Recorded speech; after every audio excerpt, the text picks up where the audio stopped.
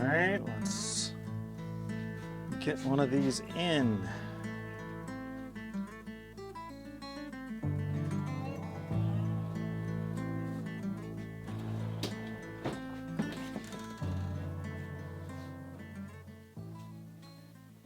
Now to get this in without making a complete mess out of everything. I'm not even sure what's the best way to do this. Let's try.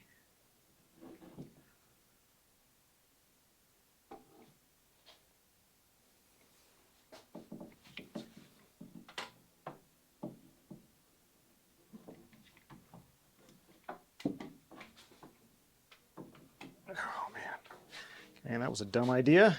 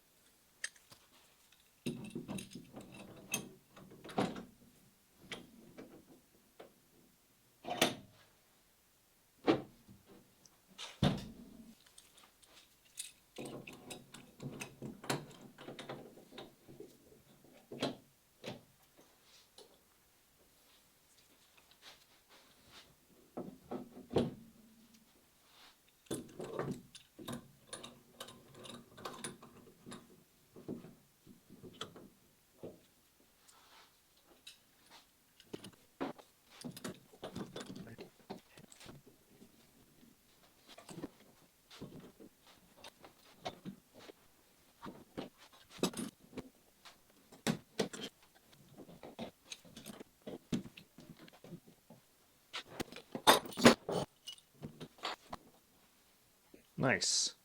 All right, good. That went swimmingly.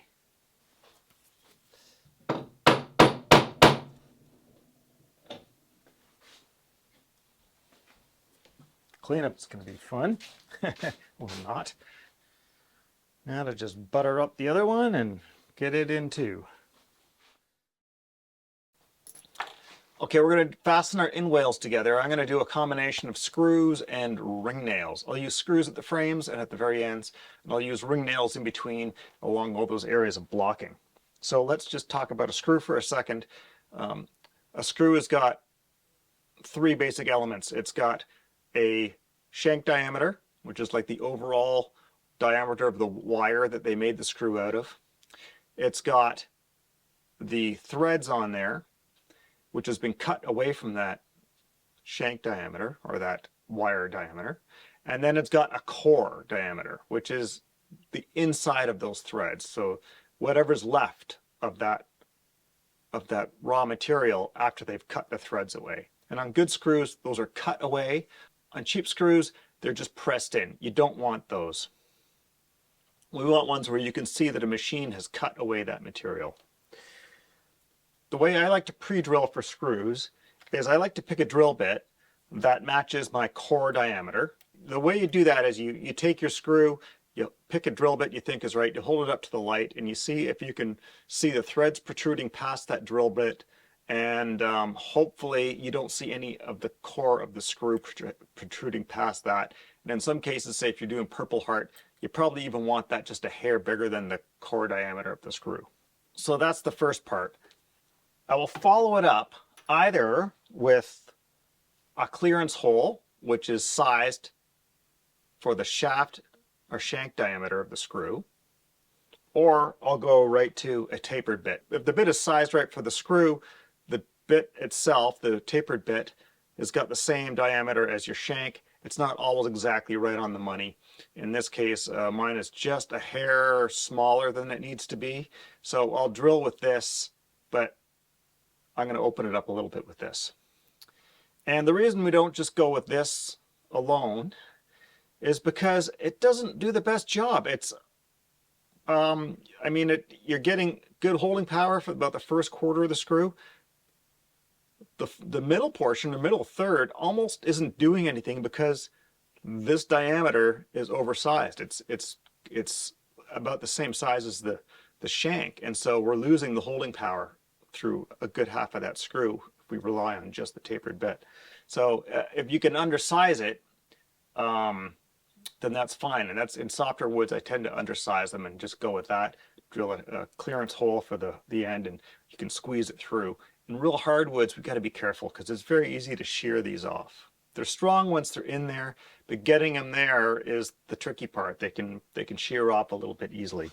So another thing we'll do to make sure that our screws don't shear off or anything is we're going to lubricate them a little bit. And I've got this little pot of wax. This is just beeswax mixed with turpentine, and it softens up nicely. It's a sticky wax, so it hangs onto the screw well. It provides just the amount of lubrication we need. The only reason I don't use like a commercial grade furniture wax is because this works really well. I got a buttload of beeswax on hand from keeping bees for a lot of years. So we'll just park the screws in there, and then they're ready to go. Now, it just so happens that the drill diameter I have for the screws is just about the exact one that's perfect for the ring nails I'm using.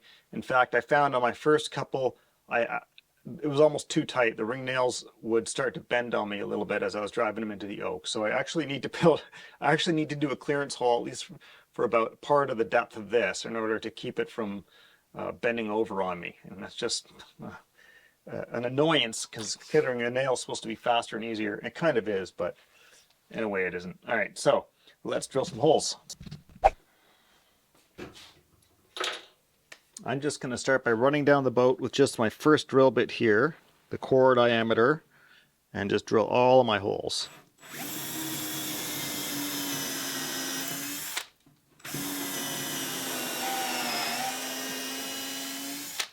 Now I've set the depth of this drill bit to match the depth of the length of my screw plus the countersink length.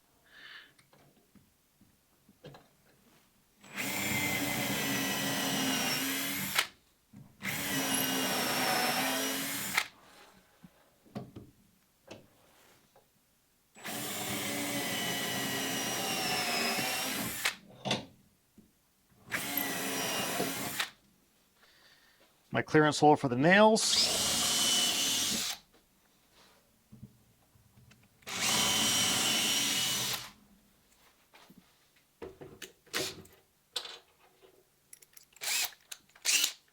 Clearance hole for the screws.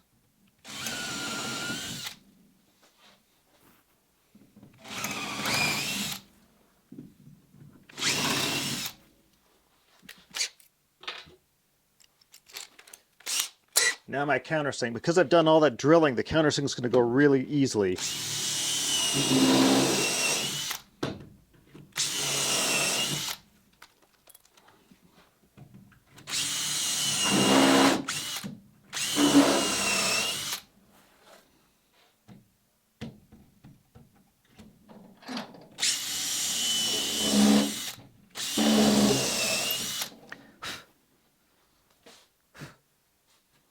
That one could be a little deeper.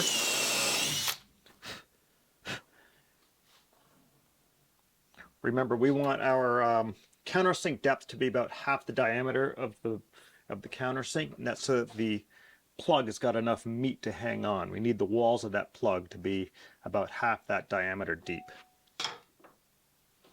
Screws.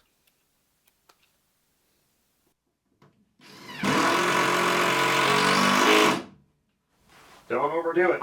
When you hear that screw bottom out, stop.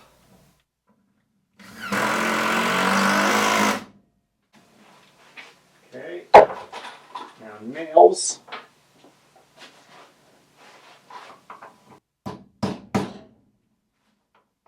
I'm using a backing iron on the nails. I actually find I'll come back with a heavier one to set them flush.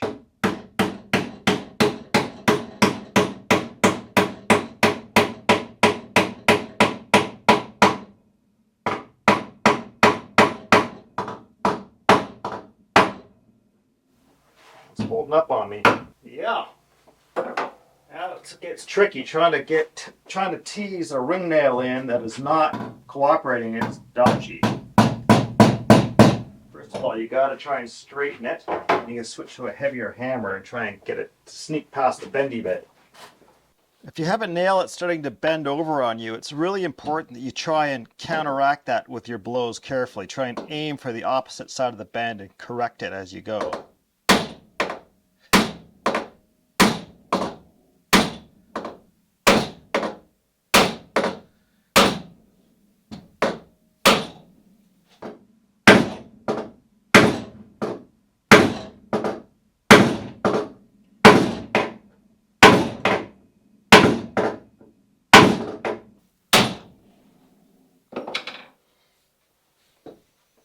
Okay, there we are.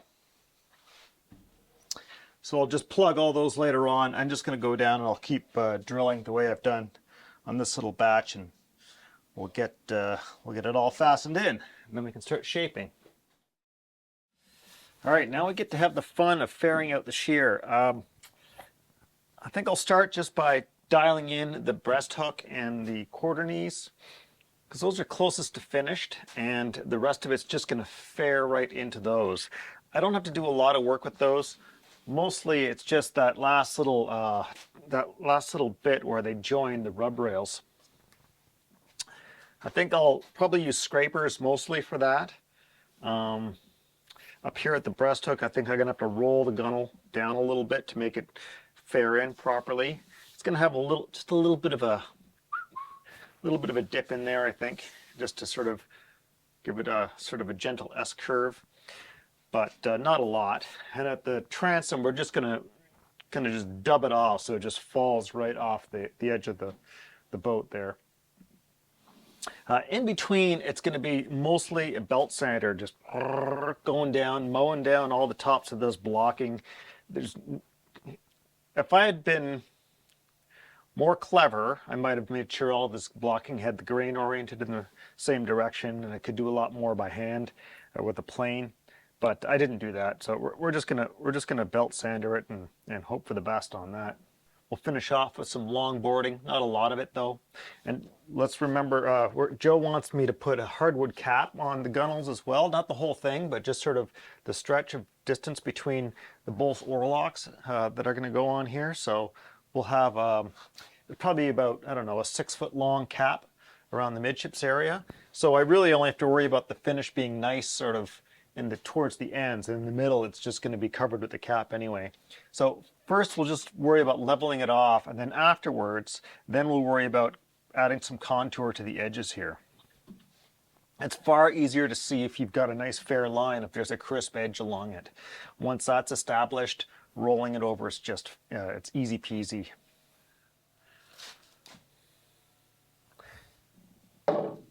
This guy. Be surprised how much you can get done with just a painter's scraper. Get these things sharpened up nicely, and they can really move material well.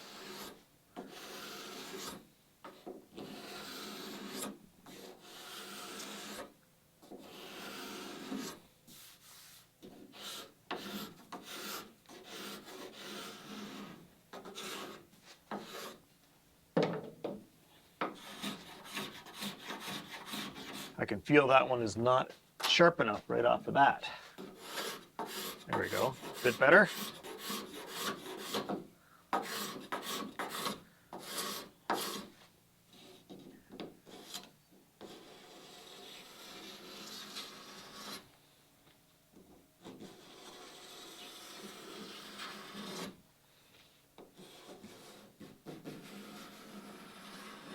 The one thing I'm trying to avoid is laying a big scratch into the surface of my breast hook here and give myself a huge cleanup job.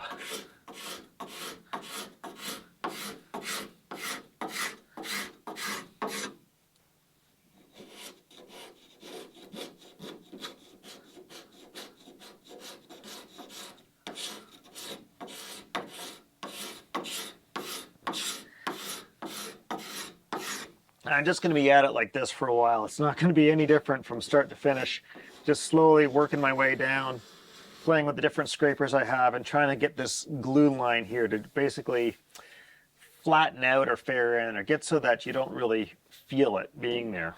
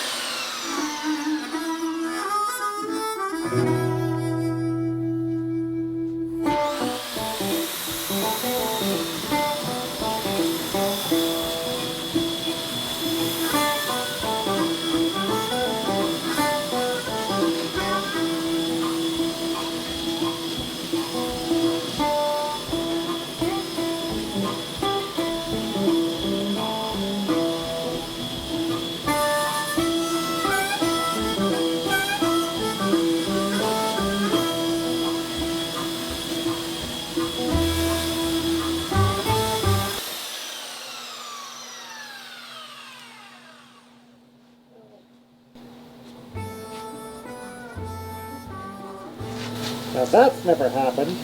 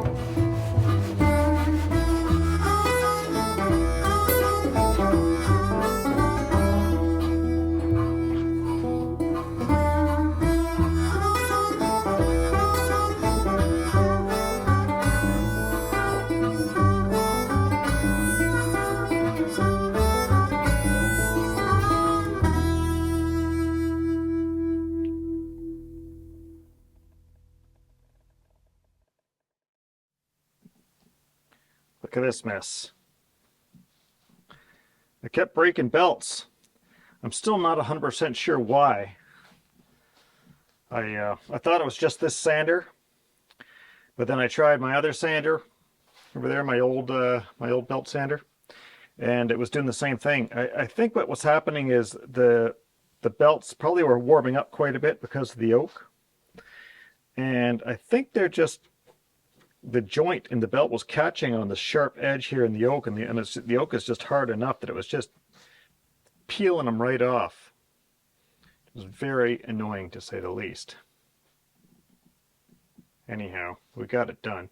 The port side went fine, and then the starboard side is what started to screw up on me. So I started skimming it down with the power plane, which I don't love doing for a lot of reasons. You know, edge grain, plywood was one reason, and all the end grain on the frames is another. And of course, there's always some spot where you bite in a little bit too hard, somewhere along here. Maybe I managed to finally get it out, but there was a little, yeah, right there. Barely. It's almost gone, but there's a little gobble. I hate that about power planes. Anyhow, we got it all together. This all fares in nicely. Got this all dressed in.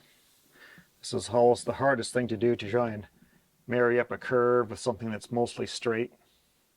Trying to do that gracefully is always tricky. You got to go over a longer span than you really think. Well, I'm really happy with how that shear turned out, so now it's time to move on to the next bit. I really want to thank all of my followers on Patreon for making these videos possible. Let's give a shout out to a few new ones: Gregory Goodman, Charles Newman, and especially Tom Meek, who's right now sitting at his rowing machine and watching this video. Tom, time to get your ass off that machine and into a boat where your rowing can count. If you'd like to join me on Patreon, I really appreciate that. You can find links in the corner or down in the description. I hope you'll all join me for the next episode of Building the Catalina Wherry. Until next time, keep your oars in the water.